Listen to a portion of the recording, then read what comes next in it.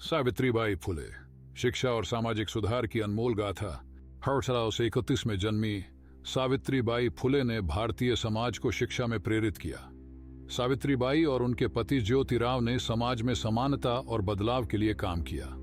सावित्रीबाई ने सामाजिक और जातिवादी प्रतिष्ठाओं का सामना करते हुए शिक्षा में अपनी क्षमता दिखाई। भारतीय इतिहास में सावित्रीबाई को पहली महिला शिक्षिका के रूप में जाना जाता है। सावित्रीबाई ने विरोध का सामना करके अपने लक्ष्य की प्राप्ति के लिए संघर्ष किया। ज्योतिराव फुले के साथ मिलकर सावित्रीबाई ने एक सहकारी और समर्पित जीवन बिताया। उनका जीवन उनके लिए एक प्रेरणा स्रोत बना, जो अनेकों को शिक्षा के महत्व के प्रति जागरूक किया। सावित्रीबाई ने नारी मुक्ति और समाज सुधार के क्षेत्र में अपनी भूमिका निभाई।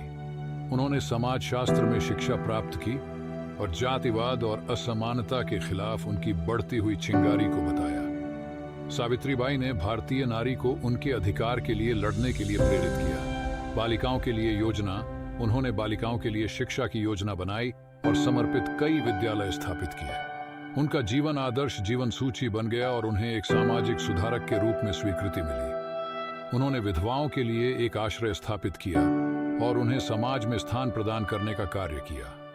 सावित्रीबाई को आधुनिक मराठी साहित्य की कवयित्री के रूप में सम्मानित किया जाता है। उनके पति की मृत्यु के बाद उन्होंने आपदा क्षेत्रों में सेवा का कार्य जारी रखा। सावित्रीबाई के पति ज्योतिराव का निधन 1890 में हो गया। उस समय उन्होंने सभी सामाजिक मानदंडों को पीछे छोड़ते हुए उन्होंने अपने पति का अंतिम संस्कार किया और उनकी चिता को अग्नि दी। इसके करीब 7 साल बाद जब 1837 में पूरे महाराष्ट्र में प्लेग की बीमारी फैला तो वे प्रभावित क्षेत्रों में लोगों की मदद करने निकल पड़ी।